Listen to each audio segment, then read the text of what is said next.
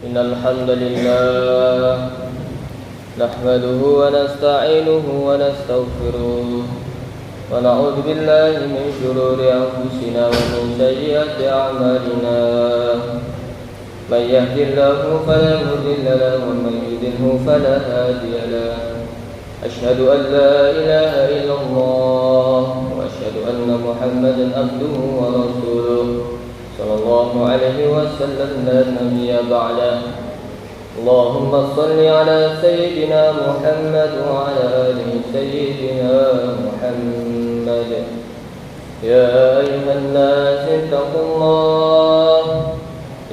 الله حق تقاته ولا تموتن إلا وأنتم مسلمون وقال تعالى في القرآن الكريم بعد أعوذ بالله من الشيطان الرجيم بسم الله الرحمن الرحيم إنما يعمر مساجد الله من آمن بالله واليوم الآخر وأقام الصلاة وآتى الزكاة ولم يخشى إلى الله وعسى أولئك أن يكون من المهتدين وقال نبينا محمد صلى الله عليه وسلم من أحيا سنتي فقد أحبني ومن أحبني كان معي في الجنة أو كما قال رسول الله صلى الله عليه وسلم.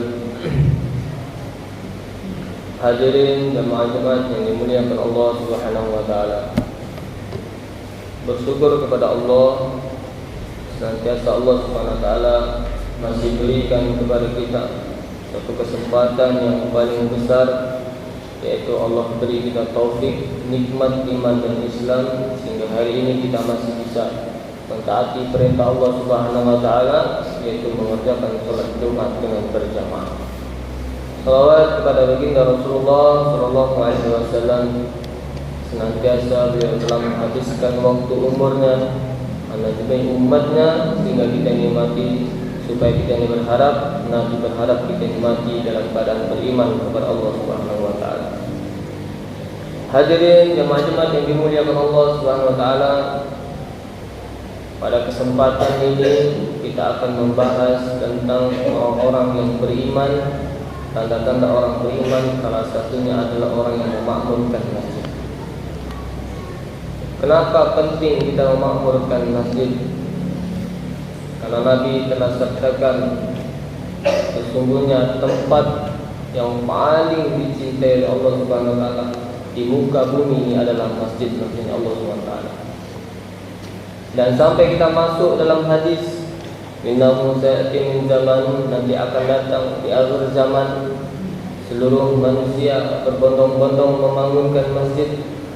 Masjidnya cantik, megah-megah, sehingga tapi di dalamnya tidak ada orang. Lebih banyak tiangnya dibanding orangnya. Padahal di zaman Rasulullah SAW masjid hanya dibangun tiangnya saja, pembatas saja, tidak ada atap, tidak ada alas, pasir saja. Kalau hujan kehujanan, kalau panas kepanasan. Tapi masjid saat itu di zaman Rasulullah SAW tak ada satupun yang laki-laki sholatnya di rumah. Semua laki-laki yang balik, semua pasti sholatnya di masjid. Sehingga Nabi pernah bersabda, sesungguhnya aku ingin sekali mengumpulkan pemuda-pemuda. Aku suruh mereka mengumpulkan kayu bakar, kemudian aku datangi rumah yang ada seorang laki-laki di rumahnya sholat di rumah, aku suruh bakar rumah itu. Maknanya saking marahnya Nabi kepada seorang yang laki-laki yang balik tapi sholatnya masih di rumah, sehingga Nabi menginginkan sekali ingin membakar rumah itu. Kenapa? Karena besarnya pahalanya sholat di masjid. Sehingga Allah firmankan dalam Al-Quran, dalam surat At-Taubah, a'udzubillahi minasyaitonirrajim, innama ya'muru masajidallah, sesungguhnya orang-orang yang memakmurkan masjid Allah. Ya'muru, orang-orang yang memakmurkan masjid Allah. Masjid itu adalah jamak taksir, maknanya bukan satu masjid, beberapa masjid. Jadi artinya apa? Sesungguhnya orang-orang yang memakmurkan masjid-masjid, bukan hanya satu masjid. Jadi Jadi jangan kita memikirkan bahwasanya yang paling penting masjid kita saja. Tidak. Maknanya ketika kita di perjalanan, mana masjid kita jumpai suara azan, kita datangi. Itu termasuk kita masjid Allah. Kita termasuk orang yang memakmurkan masjid-masjid Allah Subhanahu wa taala.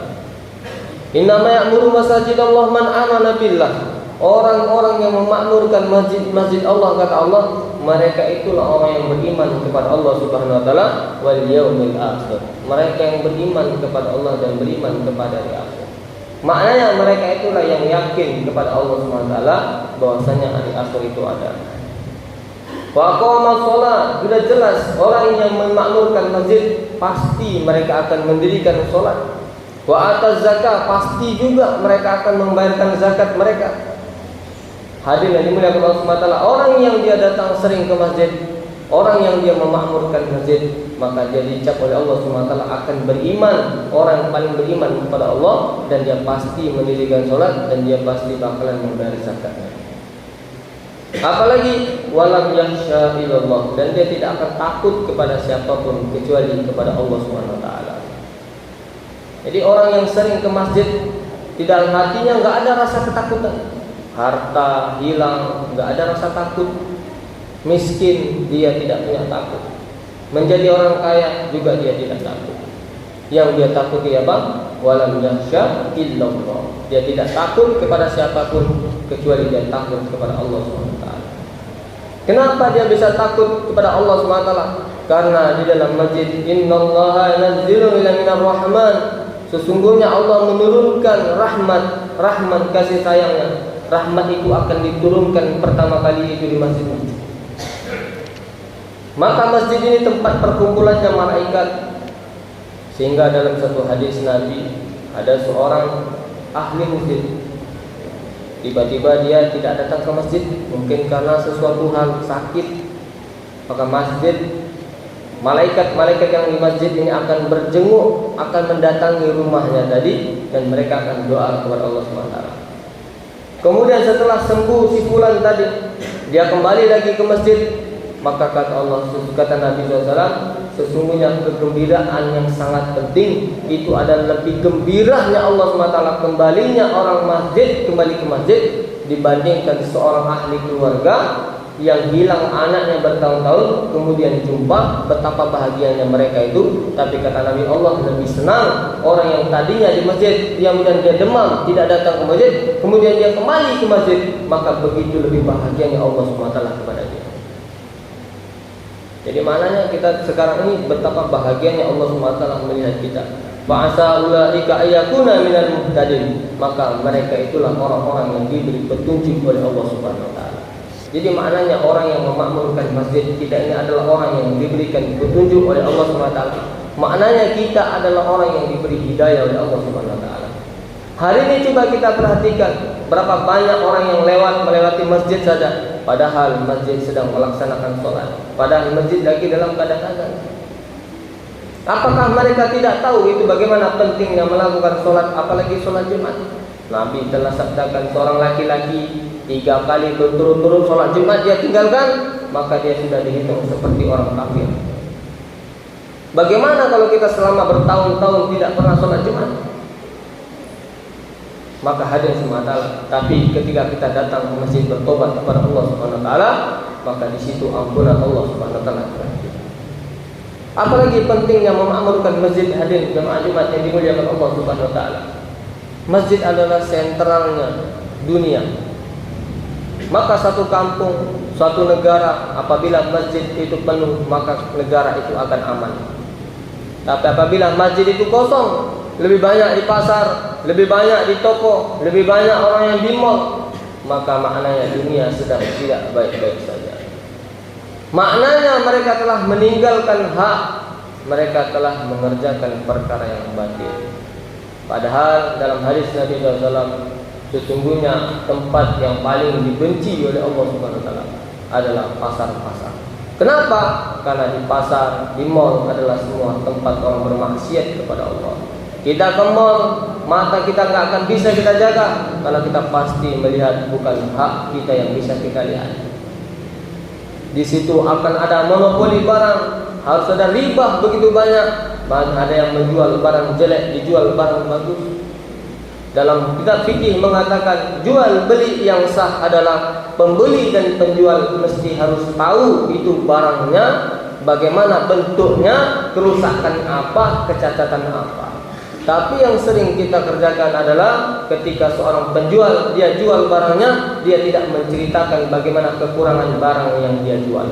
Kita jual mobil, kita bilang mobil kita bagus, tidak ada apa-apa, tidak ada semua, tidak pernah kecelakaan. Padahal mobil kita pernah kecelakaan, mobil kita banyak kali masalah rusaknya. Kita jual karena rusak, tapi kita tidak pernah mengucapkan apa kerusakan mobil kita.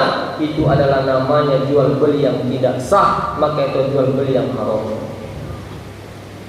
Maka hadirin yang dimuliakan Allah Subhanahu wa taala, penjual dan pembeli harus tahu, dan penjual harus jujur.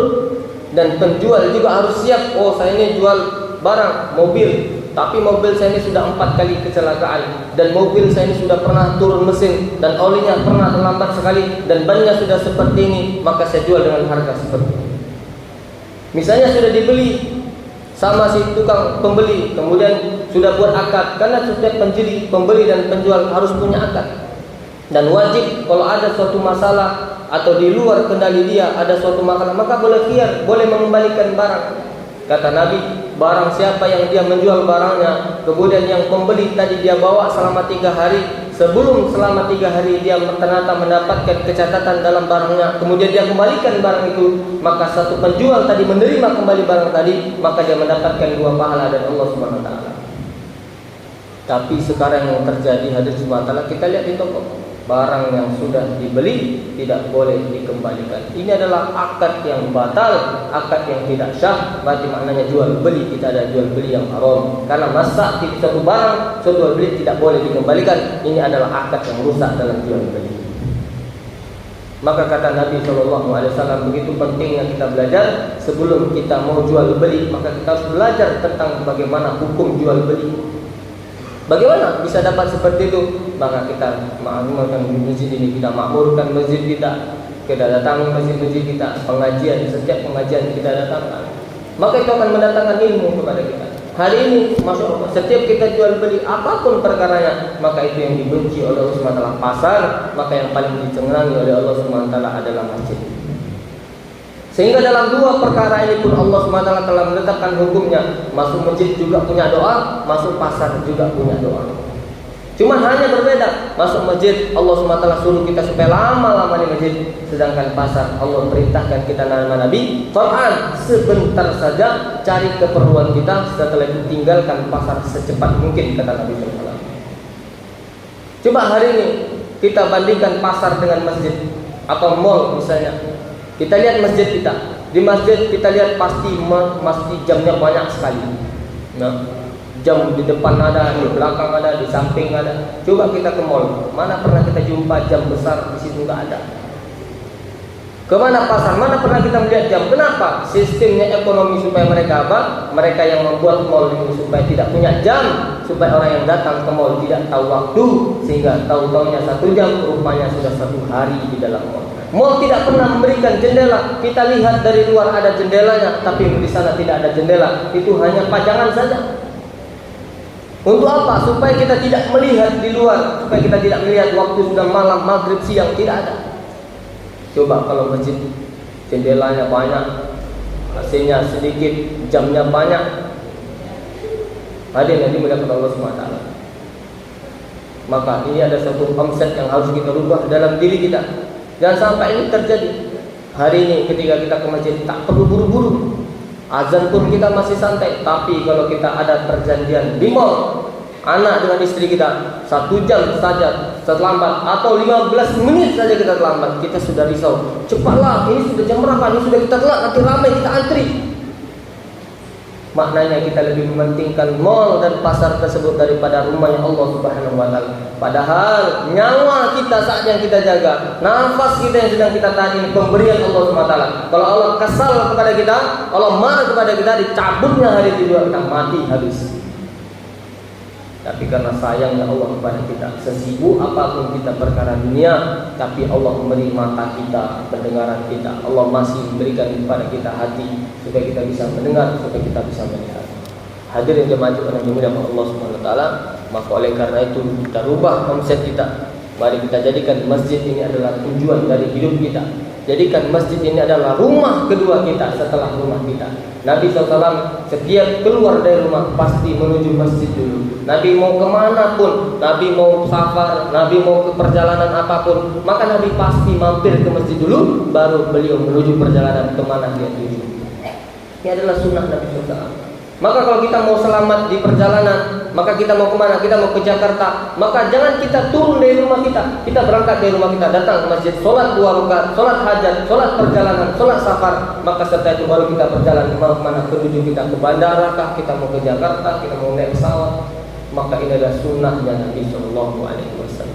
Tapi hari ini semata kita datang ke masjid hanya keperluan saja. Kalau enggak kita sudah dipaksa, ataupun karena kita sudah terlalu lama, ataupun karena kita ada orang yang meninggal, ataupun kita yang meninggal baru kita datang ke masjid. Tapi yang seperti ini Bapak yang dimuliakan Allah Subhanahu wa taala, satu kali kita datang ke masjid ini, yang saat ini pun nama kita sudah dicatat oleh Allah dalam pintu surga, yang suatu saat kita wajib memasukkan ke dalam surga tersebut. Sebanyak apapun masalah kita, sebanyak apapun dosa kita, maka tetap Allah SWT akan ampunkan dosa kita. Bahkan siapapun yang dia hanya mampu dalam hidupnya mengucapkan kalimat la ilaha sekali saja, tapi dia mati dalam keadaan yakin kepada Allah, beriman kepada Allah, maka dia pasti masuk ke dalam surga. Maka bagaimana cara itu? Yaitu kita makmurkan masjid kita. Hari ini kita lihat masjid di kampung kita, banyak masjid, musola kita terbengkalai. AC-nya kadang repot, bayar listriknya kadang rupa sampai nunggang-nutang. Ya, masjid padahal tempat kita, seandainya masjid itu tidak ada, maka kampung ini atau dunia kita ini tidak akan ada lagi, akan dihancurkan oleh Allah Subhanahu wa taala. Tapi kita ini masih selamat, masih bisa dengan ada masjid, ada orang yang memakmurkan masjid. Karena dalam hadis Nabi kata Allah Subhanahu wa taala, aku ingin sekali mengajak itu satu kampung, tapi karena ada 3 hal sehingga Allah Subhanahu wa taala tidak menjadi mengajak itu kampung. Pertama apa? Karena ada orang di antara satu kampung itu yang sholat malam. Ternyata di Bencak Kelubini belum dikiamatkan, belum dihancurkan oleh Allah SWT. Karena di dalam desa Kelubini masih ada orang yang sholat malam. Yang kedua, karena ada orang yang saling silaturahmi, menjaga silaturahmi, jumpa ke rumah, silaturahmi, menyambung silaturahmi. Yang ketiga, karena masih ada orang yang berbolak-balik rumah ke masjid. Maka Bencak Kelubini menjadi selamat karena ada sebab ada 3 orang. Tapi kalau 3 orang ini tidak ada lagi yang memakmurkan masjid, tidak ada lagi orang yang bersilaturahmi, tidak ada lagi orang yang sholat malam, maka kata Allah sesungguhnya kampung itu akan dihancurkan oleh Allah Subhanahu wa taala. Jadi maknanya karena sebab agama, sebab masjid kita hari ini masih bisa selamat. Bapak, dimuliakan Allah Subhanahu wa taala, semoga Allah berikan hidayah kepada kita, semoga Allah berikan kekuatan iman kepada kita, dan semoga kita dicap oleh Allah Subhanahu wa taala menjadi makmur Allah Subhanahu wa taala, sehingga Allah menjadi saksi kita. Hari ini malaikat akan menjadi saksi. Kata Allah Subhanahu wa taala nanti di Al-Qur'an, di akhirat, "Aina jawaruna?" Di mana tetangga-tetanggaku? Aina? Di mana tetanggaku? Sehingga mengatakan malaikat, "La awalaysa nahnu jarina?" Bukankah kami ini tetangga-tetanggamu ya Allah? Kata Allah, bukan. Maka para malaikat bertanya, siapa tetanggamu itu ya Allah? Tetanggaku adalah orang yang memakmurkan masjid-masjidku. Maka hari ini kita sudah dicap oleh Allah SWT menjadi tetangga-tetangga Allah. Maka beruntunglah bahwa hari ini yang kita masih dalam masjid, hari ini kita melakukan sholat, karena nama kita, nama kedua orang tua kita sudah dicatat di depan pintu surga, dan sudah kita dicap menjadi tetangganya Allah SWT. Maka dan masjid ini akan menjadi saksi bagi kita. Sebanyak apapun dosa kita, nanti masjid istiqomahnya akan datang di akhirat. Ya Allah, sesungguhnya si fulan betul dia pernah sholat di tempatku karena dia takut kepadamu, maka hari ini aku tidak akan mau masuk surga sebelum si fulan itu masuk ke dalamku. Sehingga masjid ini dia akan bersender di dalam jembatan Siratul Mustaqim. Kita akan ditunggu, kita masuk dan kita akan diantar ke dalam surga Allah SWT. Semoga Allah memberikan manfaat kepada kita. Barakallahu li wa lakum wa nafa'ani tilawatahu innahu huwal ghafurur rahim.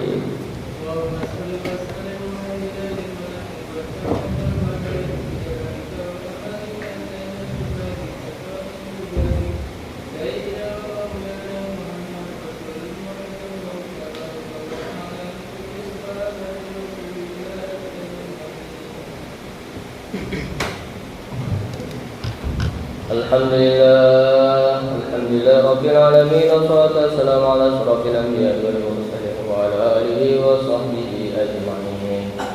أشهد أن لا إله إلا الله وأشهد أن محمدا عبده ورسوله صلى الله عليه وسلم لا نبي بعده. اللهم صل على سيدنا محمد وعلى آل سيدنا محمد. يا أيها الناس اتقوا الله حق تقاته ولا تموتن إلا وأنتم مسلمون. وقال تعالى في القرآن الكريم بعد أعوذ بالله من الشيطان الرجيم بسم الله الرحمن الرحيم والعصر إن الإنسان لفي خسر إلا الذين آمنوا وعملوا الصالحات وتواصوا بالحق وتواصوا بالصبر. وقال نبينا محمد صلى الله عليه وسلم إنما الأعمال بالنية وإنما لكل امرئ ما نوى أو كما قال رسول الله صلى الله عليه وسلم إن الله وملائكته يصلون على النبي يا أيها الذين آمنوا صلوا عليه وسلموا تسليما. اللهم صل وسلم وبارك عليه. اللهم اغفر للمسلمين والمسلمات والمؤمنين والمؤمنات الأحياء منهم والأموات برحمتك يا أرحم الراحمين. ربنا ظلمنا أنفسنا وإن لم تغفر لنا وترحمنا لنكونن من الخاسرين. ربنا هب لنا من أزواجنا وذريتنا قرة أعين واجعلنا للمتقين إماما. ربنا آتنا في الدنيا حسنة وفي الآخرة حسنة وقنا عذاب النار. وعلى سيدنا محمد النبي الأمي وعلى آله وصحبه وبارك وسلم. سبحان ربك رب العزة عما يصفون وسلام على المرسلين والحمد لله رب العالمين.